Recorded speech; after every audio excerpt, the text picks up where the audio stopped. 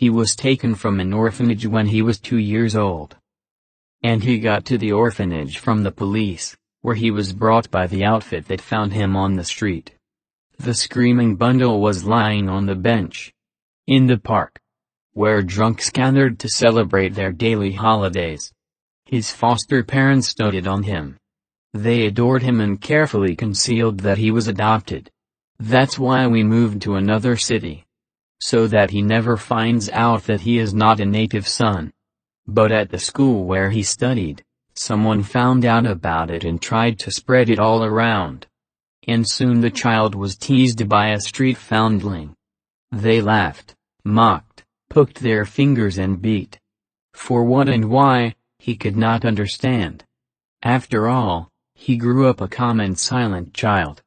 Therefore, his father, who darkened his face when he learned everything about what was happening at school, took him to the boxing section. To his good friend. There he was mercilessly beaten, trying to knock him down. And he would get up and smile with his bloody mouth. And walked forward. For him, after school bullying, it was like a vacation. And soon he learned not just to fight back, but to erase the insolent grin from the faces of those who mocked him. He became the school's thunderstorm. After graduation, he entered the university at the Faculty of Zoology. After graduating from it, he got a job on an expedition going to Africa to study the habits of animals. A simple worker, but soon distinguished himself and was transferred to the staff instead of a junior researcher who dropped out due to malaria. He returned back as a promising and purposeful employee of one of the animal magazines and an employee of the university and a huge zoo. Everything seems to be fine. But then Mom got sick. And he, having dropped out of university, sat with her for days, trying to write another article for the magazine. My mother became ill after my father's death. He left suddenly. Just a heart attack at the wheel of the truck he was working on. After he buried his mother, he moved into their apartment. Everything here reminded him of those whom he loved more than life and who had done everything for him. And then he picked up the first tiny gray kitten. "Come on, foundling," he said, "don't cry, everything will be fine now." I was once a street foundling, too.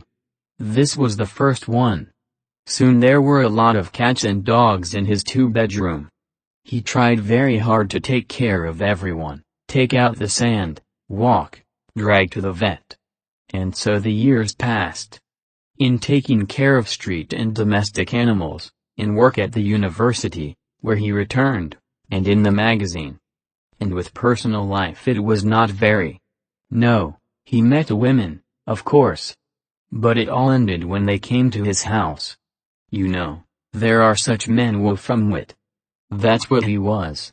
Well, he couldn't clean up the house. It didn't work out, although I tried. And the ladies, entering his small apartment and smelling the smell, seeing the mess and hearing the barking and meowing, turned up their noses and no longer answered his calls. Therefore, he approached the milestone of 50 alone. With a good salary, a position at the university and readers in the magazine. Which, however, did not help at all for some reason in matters of love. He made this date based on a photo on the internet on a dating site. He liked her very much. And when I came to the restaurant where I had a date and sat down at a table, I immediately started sweating. Across from him sat a beautiful woman in her 40s with long legs, a well-groomed face and a couture dress. Jesus, he thought, wasted time again. Why such a beautiful and young worn-out, aging man with a bunch of animals in a small apartment? They sat down, had a snack and drank a little. Purely symbolic. She looked at him and didn't understand why she agreed to this date. After all, there were better offered. Still, something kept her from getting up and leaving right away. Maybe it was the completely disarming and defenseless childish smile that wandered on his lips. A fool, she thought. Why does he smile like that, And why do I still sit and listen about his trips abroad? But then suddenly I heard. I'm sorry, of course. I understand that I am not a match for you and you will not answer my calls anymore. Especially since my house is a mess and a bunch of cats and dogs. And he smiled. You're lying. Why are you lying?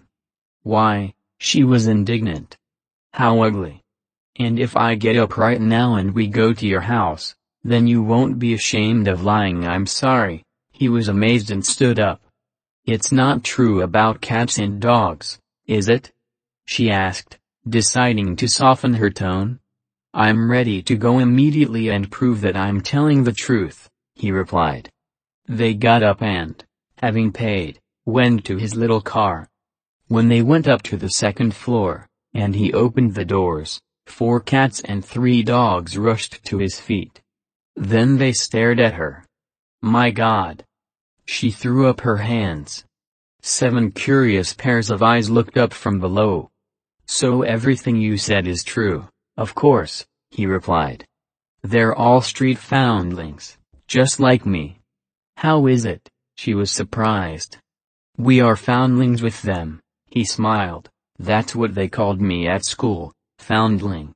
Going into the room, he swept the garbage from the table into a bag, invited her to sit down and began fussing, arranging plates and snacks from the refrigerator. And then he sat down opposite and began his story. When her face turned stony and her eyes turned red, she asked for some alcohol. And then he took out a bottle of old French wine. Fortunately, the money allowed him. Not for this occasion, the woman remarked. Pour me some vodka. After drinking, she was finally able to take a napkin from her purse and wipe her eyes, from which tears poured down in a hail. Your vodka is very strong, she said. And he sat down in his seat and continued the story.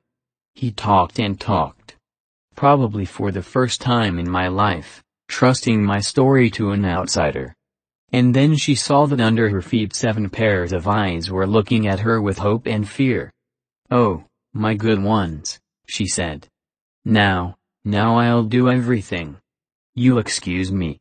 She turned to the foundling, but we have a very urgent matter, she smiled. Do you have a tracksuit? She suddenly asked him. The foundling was taken aback and brought her an old suit stretched out on her knees from the wardrobe. She went to the bathroom and changed her clothes.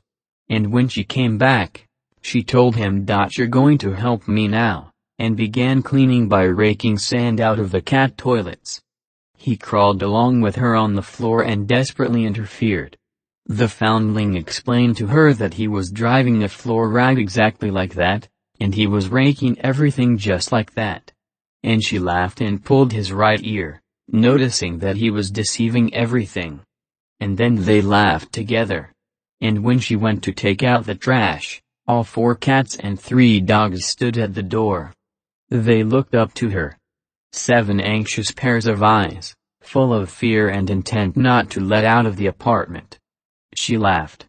Honestly, she sat down and, putting aside the full packages, began to stroke everyone. Honestly, I'll be right back, I'll definitely be back. And then they parted. When she returned, the first thing she asked the foundling, and tell me honestly, you haven't read my resume on a dating site. He was embarrassed, and again a childish smile transformed his face. To be honest, I haven't read it. I really liked the photo. So I called. I see, she replied. And if you had read it, you would have seen that I am a veterinarian, a candidate of sciences and the owner of a large clinic for animals. Wow, he breathed. She smiled and, going up to the foundling, kissed him on the lips. And the dogs jumped and barked joyfully. And all 4 cats were rubbing against her legs. Well, let's go, she said. We need to cook something for the morning. Because I have to get up early and it's time to think about breakfast. Since then, the foundling's small apartment has become clean, cozy and smelled of delicious things. Cats and dogs got fat and lazy. and a few months later they moved into a large spacious apartment in the city center. The foundling did not understand why, how and for what this happiness fell on him. But his, that is, now their pets, understood. After all, they can also ask for good luck, happiness and everything for their loved ones. And sometimes the cat angels hear their prayers. And they help the one they ask for. Sometimes,